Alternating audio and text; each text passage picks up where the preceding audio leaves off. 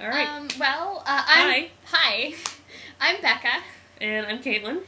And we're here, obviously, to make an It Gets Better video. I've been a fan of Dan Savage's for a while. Yeah. And so, I talk about how awesome he is all the time. Yes. And, Caitlin gets to hear about it. Yes. And, well, I already knew. well, it's true. But true. But when I mentioned that he was doing this project, Caitlin was really, really interested in it, Yes. and I was interested in it, and so we decided that we would like to make a video as well, because we think that people should know that it gets better. Because it does. Because it does, and because, we're big gays, and yes. it then therefore applies to us. Really gay. Yeah. And so here, and whatever place you find yourself, I mean, growing up is tough. I mean, we're both in our mid-20s, Yes. and... I turned 26 on Friday. Wow. Yay, Wow. birthday. Happy birthday. Thank you.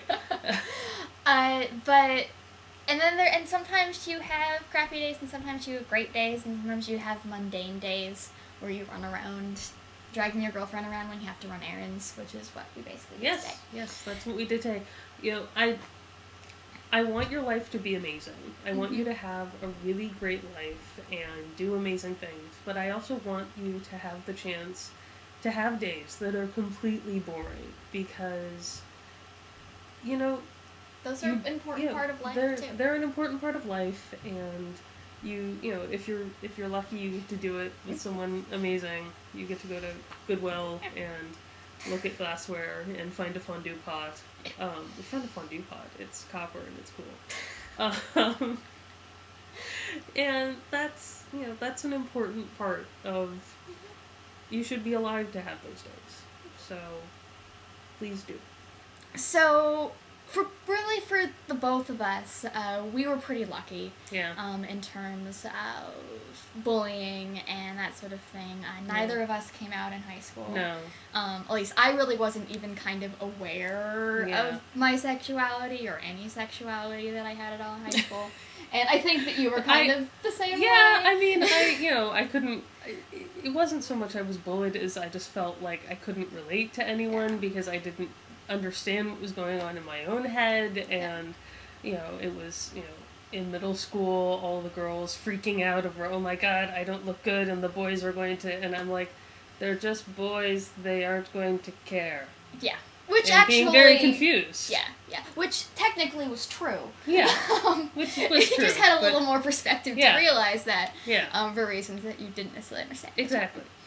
But anyway, so I guess what we really kind of wanted to talk about in this video is one thing that really helped us when we were just even confused and unsure and felt really kind of alone and trying to figure out who we were. And that was books. Because we're big nerds.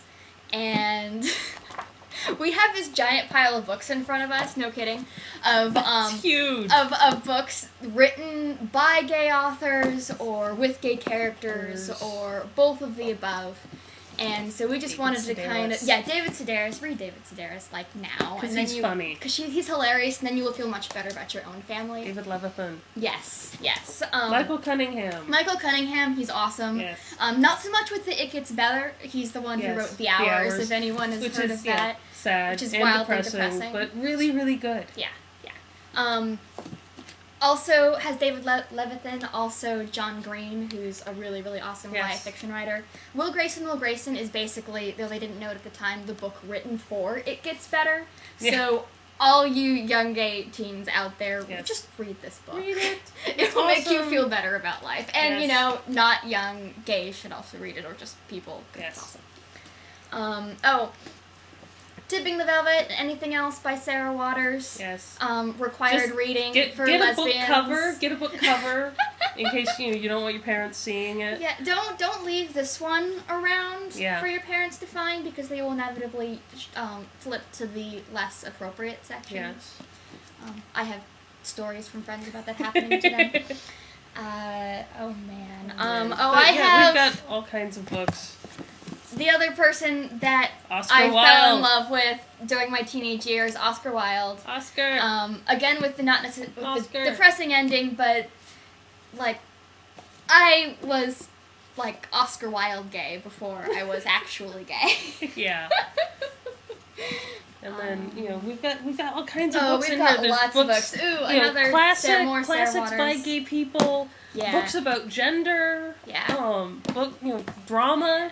Yeah. Angels in Yes. America is still kind of depressing about AIDS, but really, really good. Yes. Another great author. I mean, for obvious reasons, we're kind of lesbian leaning, but Emma Donoghue, really awesome. Kissing the Witch. This is a really great like teen book. Yes. I think for people. We have memoirs by people. Yes. Lesbian pulp fiction. It's ridiculous and hilarious and melodramatic and kind of awful, but really hilarious. But it's important to have kind of awful books that you can read, that you can relate to. Christopher Isherwood, another classic. Cabaret. Another classic gay. Came from this. Yeah, this is what Cabaret came from, and he was a big gay who hung out with other big gays. Like W.H. Auden and people of that nature.